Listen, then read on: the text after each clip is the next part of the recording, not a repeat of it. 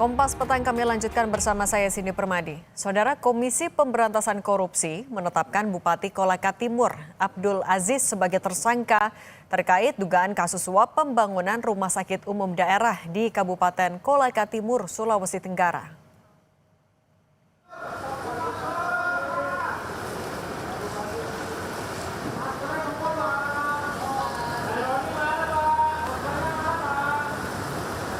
Abdul Aziz ditangkap dalam serangkaian operasi tangkap tangan di Sulawesi Tenggara, Jakarta, dan Sulawesi Selatan pada Kamis 7 Agustus 2025. Setelah menjalani serangkaian pemeriksaan oleh penyidik, KPK akhirnya menetapkan Bupati Kolaka Timur Abdul Aziz dan 4 orang lainnya sebagai tersangka dalam kasus dugaan suap pembangunan RSUD.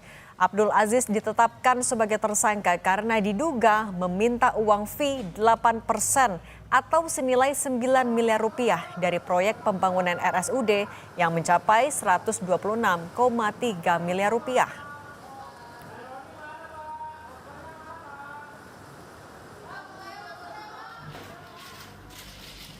Komisi Pemberantasan Korupsi juga menyita uang senilai 200 juta rupiah dalam operasi tangkap tangan Bupati Kolaka Timur yang juga kader Partai Nasdem, Abdul Aziz.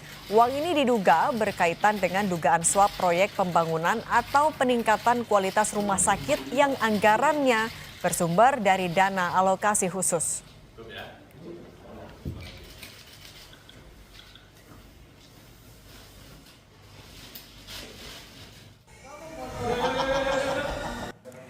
Ketua Umum Partai Nasdem Surya Paloh merespons OTT KPK kepada Bupati Kolaka Timur yang dilakukan seusai Abdul Aziz mengikuti Rakernas Nasdem di Makassar, Sulawesi Selatan. Surya Paloh bilang penegakan hukum tidak boleh dibumbui oleh drama. Surya Paloh bahkan meminta agar kader Partai Nasdem di Komisi 3 DPR memanggil KPK untuk rapat dengar pendapat terkait aturan operasi tangkap tangan.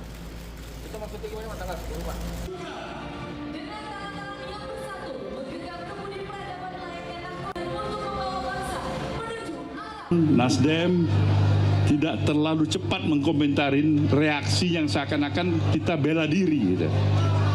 Pembelaan ini kita coba tenang dulu. Tapi di sisi lain bolehlah kita mengingatkan juga. Apa yang perlu kita ingatkan? Upaya penegakan hukum itu tidak mendahulukan drama. Itu yang Nasdem sedih dia kalau harus ada drama dulu baru penegakan hukum. Saya menginstruksikan fraksi Nasdem untuk minta agar Komisi 3 memanggil KPK dengar pendapat agar yang namanya terminologi OTT, khusus terminologi OTT ini bisa diperjelas. Komisi Pemberantasan Korupsi pun menanggapi pernyataan Ketua Umum Partai Nasdem Surya Paloh yang mempersoalkan terminologi operasi tangkap tangan kepada Bupati Kolaka Timur Abdul Aziz. KPK menegaskan OTT Bupati Abdul Aziz sesuai dengan aturan. KPK menyebut surat perintah penyelidikan kasus suap pembangunan RSUD di Kolaka Timur sudah terbit sejak Juli 2025.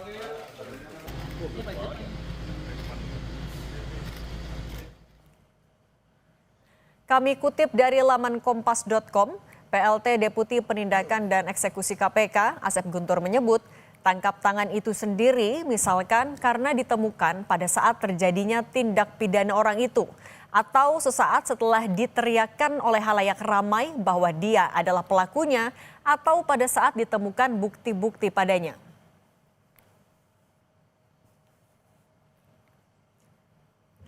Operasi tangkap tangan Bupati Kolaka Timur yang juga kader Nasdem oleh KPK dapat sorotan dari Sang Ketua Umum Surya Paloh karena dinilai drama.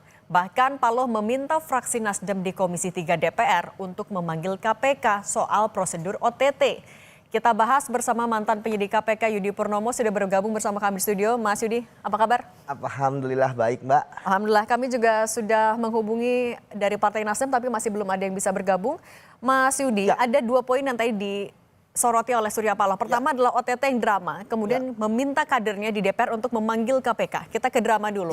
Apa tanggapan Anda ketika terminologi OTT itu dipermasalahkan kemudian dibilang drama? Ya, kalau dari saya, Mbak, ya bahwa apa yang dilakukan oleh KPK kemarin melakukan OTT sebenarnya sudah sesuai dengan prosedur, itu yang pertama. Kemudian yang kedua, inilah pertama kalinya KPK di tahun ini berhasil melakukan tangkap tangan ya yang ketiga ya, itu lengkap ada kepala daerahnya, Mbak.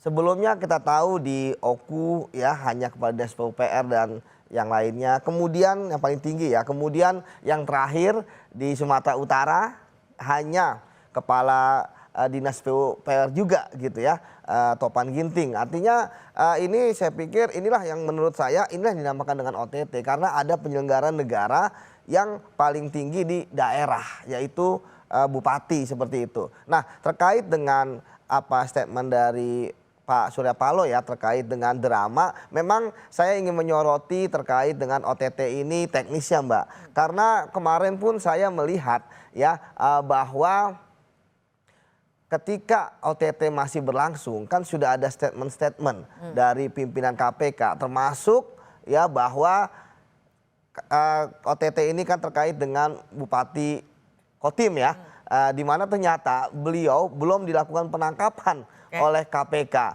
dan ini dan kemudian kan kita lihat kompers ya dengan salah satu tokoh Nasdem gitu ya, artinya bahwa ini kan ada hal yang menurut saya ada kurang komunikasi di KPK gitu. Harusnya ketika tim masih di lapangan melakukan proses tangkap tangan ya, saya pikir harusnya sudah belajar dari kasusnya Harun Masiku. Di mana ketika tim di lapangan ya yang biasanya Mbak, biasanya tim itu sudah menempel Mbak. Siapa yang menjaga bupati, siapa yang menjaga swasta, siapa yang menjaga pihak dari ASN-nya gitu ya. Itu kan sudah saling menempel. Nah, harusnya idealnya kan ketika sudah tertangkap semua barulah disampaikan bahwa OTT ada. Ini kan kemudian menjadi gaduh karena saat itu sedang ada rakernas. Artinya dramanya karena ada miskomunikasi di KPK-nya sendiri. Betul, salah satunya itu ya, ada komunikasi di KPK yang kemudian ya walaupun alhamdulillah karena KPK berhasil menangkap ya, setidaknya tidak terjadi drama Harun Masiku kedua. Ya, tapi yang menarik memang dari statementnya Pak Surya Paloh kan yang menarik adalah memang masih ada perbedaan terminologi terkait dengan apakah OTT itu harus di satu tempat. Ya, jadi semua yang ada di tempat tersebut melakukan dalam hal ini kan suapnya ini kan memberi suap ya dan menerima suap itu harus ada uangnya, ada pelaku-pelakunya dan kemudian apakah pelaku di tempat lain tidak bisa ditahan, itu bisa Mbak ditangkap. Dan saya pun dalam pengalaman saya beberapa kali melakukan OTT memang biasanya yang menyuruh melakukan itu tidak berada di tempat. Tetapi kita tahu bahwa peristiwa OTT itu ya itu adalah satu kesatuan yang utuh antara terjadinya peristiwa pidana sehingga ketika di suatu tempat ada terjadinya suatu peristiwa pidana suap menyuap maka siapa yang turut serta di situ, siapa yang menyuruh melakukan itu juga bisa dilakukan penangkapan dengan tadi batas waktunya adalah 1 kali 24 jam. Jadi orang itu mau dimanapun ya yang menyuruh untuk kemudian menerima suap dan sebagainya itu tetap bisa diangkut oleh KPK. Nah, berarti kalau dari OTT yang kemarin dilakukan oleh KPK kemudian Nasdem bilang agar kadernya memanggil KPK ke DPR, itu adalah hal yang bisa dimengerti alasannya? Ya, saya pikir kan memang sah-sah saja ya. Beliau kan adalah ketua umum partai ya dan kemudian partainya pun juga sudah ada di Komisi 3 dan memang KPK sendiri kan adalah mitra dari Komisi 3. Tetapi bagi saya ketika ada suatu momentum adanya kasus korupsi tentu ini kan akan menjadi pertanyaan di publik ya kan, pasti akan bertanya apakah ini ada intervensi atau lain dan sebagainya. Anda melihat ada intervensi tapi? Ya kalau ini kan belum dilakukan ya. Tapi saya pikir saya kenal dengan teman-teman Komisi 3 Nasdem ya. Tentu pasca Pak Surya Paloh pidato ya saya yakin mereka kemudian akan berdiskusi lagi dengan Pak Surya Paloh ya terkait dengan memanggil KPK karena memang Mbak selama ini ya bahwa tidak pernah ya Komisi 3 itu memanggil KPK ketika ada suatu kasus. Biasanya pun hanya terkait dengan mitra saja, apakah terkait dengan pelanggaran, terkait dengan kinerja, tapi kalau terkait dengan kasus, saya pikir sudah dalam tanda kutip ada semacam komitmen politik ya dari, karena kan di Komisi 3 kan juga banyak partai ya, bahkan yang terakhir kan kita tahu Pak Hasto ya, Pak Hasto aja kan sekjen partai, ya itu bagaimana kan teman-teman di PDIP kan juga tidak reaktif untuk memanggil KPK ya, padahal posisinya di Komisi 3 jumlah anggota fraksinya terbesar gitu. Jadi ya saya pikir ya sebaiknya KPK pun juga sudah menjelaskan ya terkait dengan OTT kemarin kompres ya. Jadi sebaiknya untuk saat ini ya teman-teman di Nasdem ya tidak memanggil KPK, biarkan saja KPK bekerja sesuai dengan prosedurnya. Toh juga tersangka ini kan juga mempunyai hak untuk kemudian ya kita tahu punya pra-peradilan kah jika kemudian merasa bahwa penangkapan yang dilakukan itu tidak sah karena dia tidak berada di lokasi OTT tersebut. Berarti biarkan langkah-langkah hukum yang diambil. Nah tapi kan kinerja KPK sekarang sedang disoroti dari Pak Surya Paloh, sebelumnya juga Bu Mega menyoroti untuk kasus Hasto. Kalau Anda melihat sebenarnya kinerja KPK sudah on the track kah sekarang? Ya, kita tahu bahwa kemarin saya juga menyampaikan kepada teman-teman wartawan ya bahwa apa yang terjadi saat ini mau tidak suka kan adalah imbas ataupun warisan dan dari masa lalu, dan ini akan menjadi PR dari pimpinan yang sebelumnya ya, sehingga apapun dilakukan oleh KPK sekarang tentu akan banyak hal yang dipertanyakan. Itu yang pertama. Kemudian yang kedua ya tentu ketika melakukan sesuatu KPK akan lebih hati-hati sekarang, apalagi kan juga kemarin kita lihat ada amnesti juga. Nah tetapi justru saya juga ingin menyoroti ya Mbak secara fair bahwa KPK juga harus mengubah pola-pola komunikasi mereka. Seperti tadi saya sampaikan bahwa permasalahan OTT ini tidak akan menjadi polemik yang berkepanjangan ketika pimpinan KPK mampu menahan diri ketika ada OTT ya, bahwa mereka harus melihat situasi di lapangan. Toh sekarang komunikasi kan juga bisa dengan mudah ya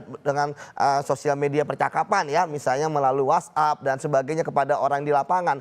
Justru ketika kemarin belum tertangkap ya dan sudah diumumkan ini adalah bupati ya, untung saja kemarin bupatinya muncul gitu ya Mbak, kompers. Jadi tim KPK tidak kehilangan. Kita bisa lihat bagaimana sebelumnya yang Gubernur Kalsel kan akhirnya KPK kehilangan, walaupun kemudian KPK dalam kompres OTT menetapkan sebagai tersangka, tapi kemudian kan di praper akhirnya KPK kalah. Ya. Jadi saya pikir ini juga perlu ada evaluasi dari KPK Mbak, supaya tadi jangan membuka celah ya kritik-kritik terhadap KPK. Sudah benar aja dikritik, ya kan, apalagi ada celah seperti itu Mbak. Nah kalau misalnya kita berbicara soal celah tadi, kita juga kembali ke kasus ya, Nasdem yang juga meminta agar kadernya memanggil KPK ke DPR.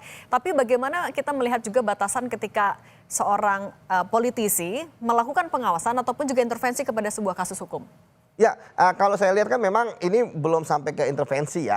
Saya lihat pun ini masih mempertanyakan ya terkait dengan OTT yang dilakukan KPK, terkait dengan Pak Surya Paloh kan kalau saya lihat kan masih belum memahami terkait dengan operasi tangkap tangan ya. Dikira oleh beliau adalah di suatu tempat kalau saya lihat. Nah menurut saya kan kalau misalnya KPK pun dipanggil ya tentu kan teman-teman Nasdem pasti akan meminta kepada fraksi-fraksi yang lain apakah setuju atau tidak, seperti itu. Itu yang pertama. Kemudian yang kedua ya jika pun kemudian KPK dipanggil ya mau tidak mau suka tidak suka ini memang adalah kewenangan politik dari DPR dan Komisi 3 yang mengawasi mitra kerja KPK. Ya walaupun sekali lagi ya kita ada seperti ada fatsun politik ya Mbak ya, sebelumnya enggak ada kasus korupsi yang besar-besar malah ya kan, termasuk tadi saya katakan Sekjen PDIP malah kan Pak Hasto itu memanggil Komisi 3 itu khusus untuk Pak Hasto misalnya memanggil